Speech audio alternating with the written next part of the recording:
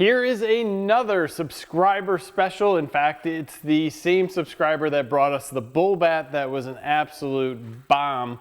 This is an Energizer, which is very interesting to me because we all know the brand Energizer, but if you look it up on their site, either under energizer.com or energizerpower.com, which I'll leave both those links in the description, you will find nothing to do with battery operated inverters. What you will find is almost everything else under the sun, but not this.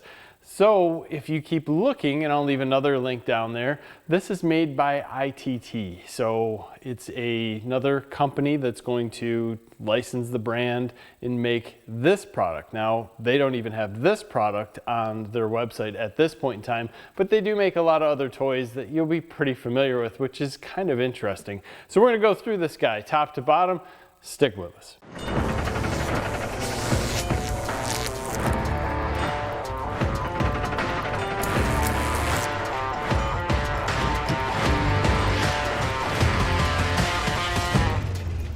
So the couple that picked up this power bank paid $240 for it on Amazon, believing they were getting something that was going to be Energizer branded.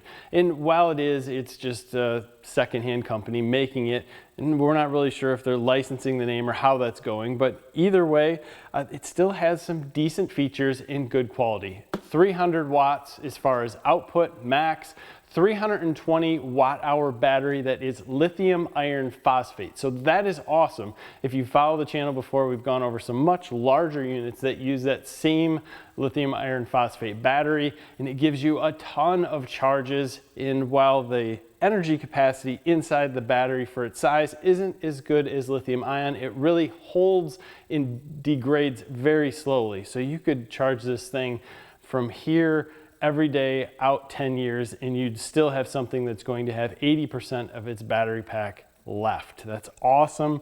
As far as life goes, it's a little bit heavier than most, obviously because of the size of the batteries and what they have to use to get the energy out of it.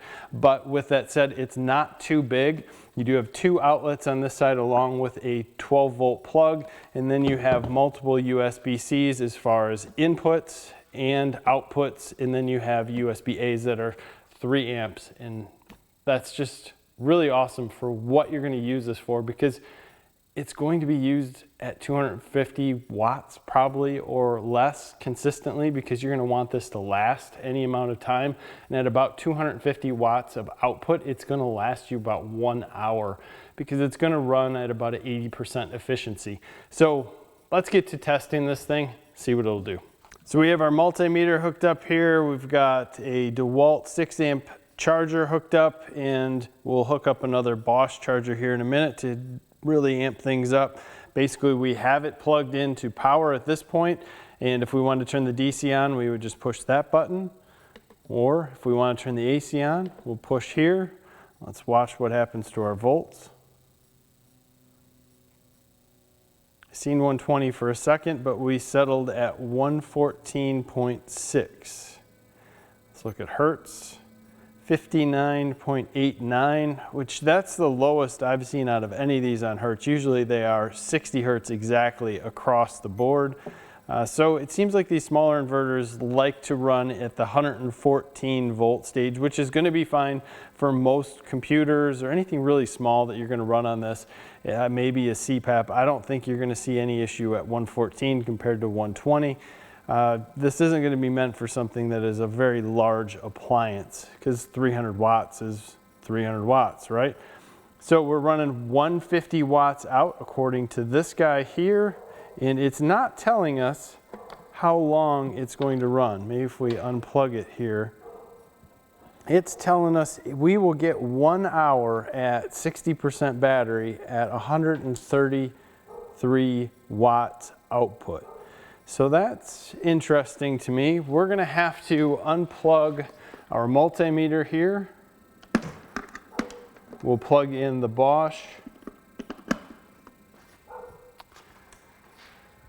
That should take us up to almost maximum watts, and it's down to the minutes now that we're running. So 280 watts out is really about all that we're going to pull here. And we're almost at the point where once this settles in, you know, realistically here, it's going to tell us at 60%, you can do the math how long this is going to run at 285 watts. We're definitely, even though we're at 59%, we're about under an hour of runtime at full, which is expected because this is going to be about 80% efficiency, maybe a touch higher, and that's about it. So we've had this running for a little bit. There's actually good cooling here, not a lot of heat coming out of it. I like that. We're down to 45%, supposedly 26 minutes left, really hovering at that 280, 290 for watts. So that's going to be right up there with its max for AC. Let's turn on a little DC. And we jumped up above, which is awesome. And we're gonna continue to just pull and pull more on this thing and just see how long it will last. So usually after a little bit, the screen will turn off. We can just push a button, turn it back on. Let's kick on another USB. We're really going down in power quite quickly, but with that said, it makes me interested to see what's going to happen when we actually overload this guy. And there's zero chance that we can turn on this. This is going to be 470 watts, but let's give it a try and see what happens. And we get an error. Not surprised at all. That's what it should do. Let's just reset it to make sure things are good. AC's back on.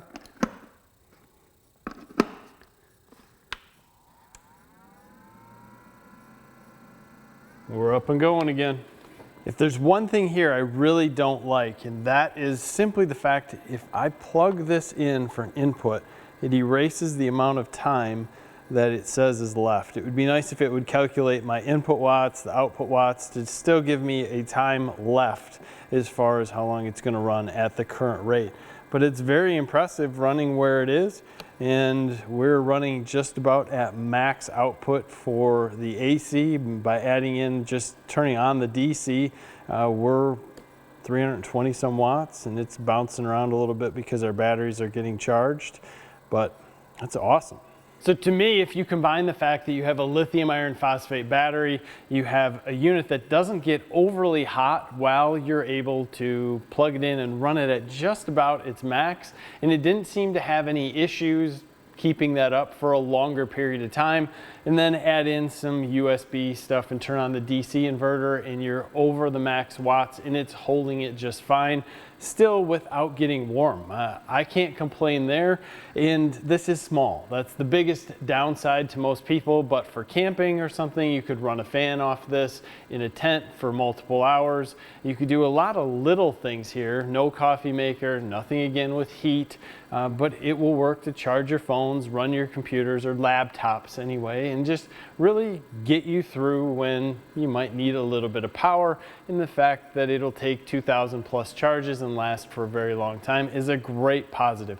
It's easy to use and has a lot of outputs that most people nowadays will use. In 10 years, all these outputs are going to change, right? So I think that the batteries are probably going to far outlast the technology that's inside this, but overall, for $240, I don't think you can complain. Now, to get this for $240, make sure you clip that coupon that is on Amazon. I'll leave that link in the description. So I don't think this is bad for what it is. We're a touch low on hertz, we're a touch low on voltage, but I think that's what you're gonna see across the board with some of this stuff. So I don't think it's gonna hurt anything that you're gonna plug into it that's 300 watts or less.